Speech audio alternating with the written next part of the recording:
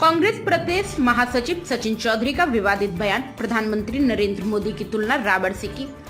हमेशा विवादों में रहने वाले इस कांग्रेसी नेता ने अब की बार इशारों ही इशारों में प्रधानमंत्री नरेंद्र मोदी को रावण कह डाला और राहुल गांधी की तुलना भगवान श्री राम से की। खबर उत्तर प्रदेश के अमरोहा जनपद के कस्बा जोया से, जहां कांग्रेस पार्टी के प्रदेश महासचिव सचिन चौधरी के द्वारा पूर्व मंत्री के साथ मिलकर प्रेस वार्ता की गई, जिसमें उन्होंने योगी और मोदी पर जमकर निशाना साधा।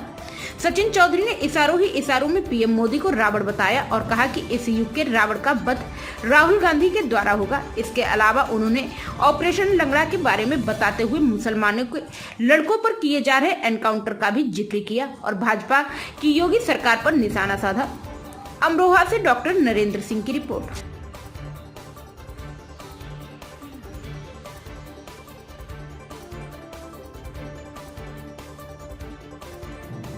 भाई मैंने तो रावण के बारे में पहले सुना था, देखा तो नहीं था। इस युग का रावण अपनी आंखों से देख रहा हूं साहब, और इसका वध जैसे रावण का हुआ ऐसे होना ही है, आज नहीं तो कल। आज संसद में खड़े थे मोदी जी, अकेले फोटो खिंचवा के, भाई वाह मजा आ गया। और क्या दिन भाई, और क्या दिन। आज आप अकेले संसद में खड़े होकर फोटो खिंचवा लेंगे। हमेशा नहीं रहा जमाना किसी का। मुसलमानों को लंगड़ा बनाया जा रहा है, एक ऑपरेशन चल रहा है, ऑपरेशन लंगड़ा। कितने लोग जानते हैं? मुसलमानों का लड़का देखो, अगर ज्यादा बोल रहा है, ज्यादा बकवास कर रहा है, टांग में गोली मार दो। और गोली बिल्कुल सटीक लगती है, बिल्कुल यहाँ पे। मैंने ऐसा निशाने वाला सीओ एसओ ने देखा साहब, जो एक आदमी कट्टा लेके भाग रहा है, गोली बिल्कुल घुटने से जस्ट 6 इंच नीचे लगेगी और ऊपर से 8 इंच नीचे। भाई साहब, मैंने ऐसी फोर्स, जो उत्तर प्रदेश की फोर्स है, माय गॉड, ये लगा लो कि निशाने में नंबर नहीं आ रहा हमारा ओलंपिक में, लेकिन इस पुलिस का बिल्कुल हड्डी के बराबर से बिल्कुल सटीक निशाना योगी सरकार की पुलिस का। मैं इसका कायल हो गया साहब। इसे कहते हैं ये ऑपरेशन लंगड़ा, और ये लंगड़ा लगता है गोकसी पर, अक्सर गायों के नाम पे, जिसे गायों को कांग्रेस सरकार ने माता का दर्जा दिलाया। हमारे धर्मों में, ग्रंथों में माँ का दर्जा गाय को है। माँ के नाम पे मोदी ने वोट मांगा, माँ के नाम पे बीजेपी ने वोट मांगा। आज अधिकारी बोलते हैं वो गाय नहीं है, आवारा पशु बोलिए। मैंने कहा दुर्भाग्य है इस देश का। मेरे मीडिया बंधुओं, मेरे साथियों, वो दिन दूर नहीं कि आपके घर के बाद एक दाढ़ी की गर्दन काट के और एक पंडित की गर्दन काट के, पंडित जी की गर्दन काट के बाहर लटका दी जाएगी। कोई ये पूछने वाला नहीं हो गर्दन किसकी लटक रही है। ये इस तरह का माहौल देश में बना है। आज दुर्भाग्य, आज डर। लेकिन मैं ये बता दूं, रावण का भी वध हुआ था। जो राजा रावण बनेगा उसका वध राहुल गांधी जैसे लोग करेंगे। इसके लिए तैयार हो जाएं, मेंटली प्रिपेयर हो जाएं, और कहां से क्या क्या निकलेगा उसका अंदेशा मुझे है। Is a very very qualified man, is a Rahul Gandhi. वो ऐसी फैमिली से बिलोंग करते हैं जो बहुत ही वेल एजुकेटेड है। उनकी डिग्री याद करने में प्रधानमंत्री जी को कई दिन लग जाएंगे, क्योंकि वो रट्टा मार के पढ़ते हैं, टेलीग्राम से बोलते हैं, टेली से बोलते हैं। उनको मैं चैलेंज करता हूं मोदी जी को कि 1 घंटे के अंदर उनकी डिग्रियां पढ़ के दिखाते हैं टीवी पे वो, लेकिन बिना टेली देखे। जिस देश का प्रधानमंत्री ऐसा हो, जहां पे हिंदू मुस्लिम की राजनीति होगी, ये दशा तो होनी है। अच्छा, राहुल जी को खुद का मकान तो है नहीं, व्यापार तो है नहीं, तो सजा कैसे दी जाए? तो सजा ऐसे दी जाए कि चोर को चोर कहने पे सजा होगी साहब। भाई बड़ी अजीब सजा है।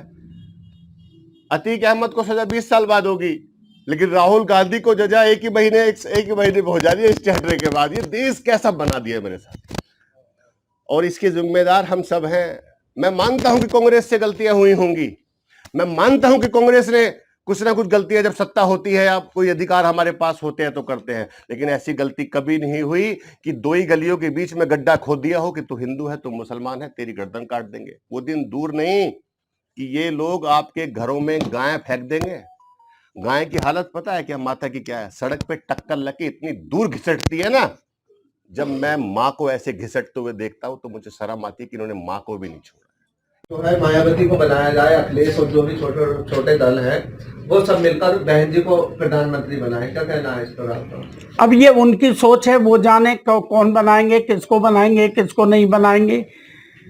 लेकिन इस देश के सामने जो झूठ बोला जा रहा है सरासर, मैं तो आप लोगों से भी कहना चाहता हूँ, जिसे हम गोदी मीडिया कहते हैं, आप लोग यहाँ मेहनत करते हो, स्टेटमेंट लेते हो हम लोगों का, इतनी मेहनत करते हो, सब जगह जाते हो, भागते हो, दौड़ते हो, लेकिन जो आपके ऊपर बैठे हुए हैं वो आपकी उस असली मुद्दे को, असली बातों को नहीं दिखाना चाहते और ऊपर बैठ करके वो उसको कट करके अपने हिसाब से झूठ और झूठ परोसते हैं। लेकिन आपकी मेहनत भी अकारत जाती है, हमें हमदर्दी है आप लोगों से।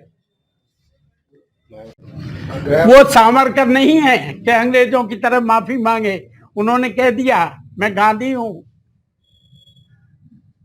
माफी नहीं मांगूंगा, मैं सत्य की लड़ाई लड़ रहा हूं, सत्य हमेशा सत्य की जीत होती है।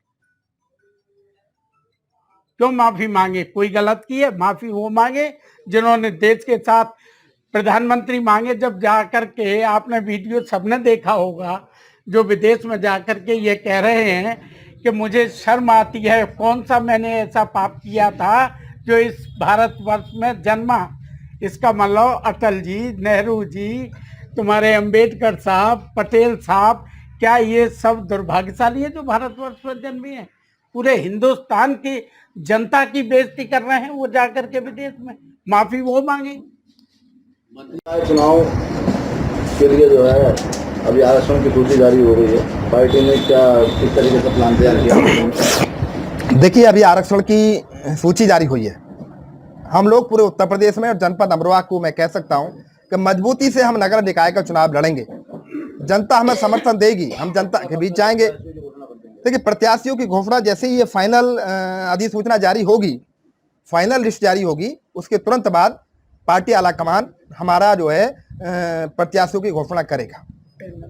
हाँ, कैंडिडेट जो है पार्टी हाईकमान घोषित करेगा और समय रहते हम लोग ये सब चीजें कर देंगे।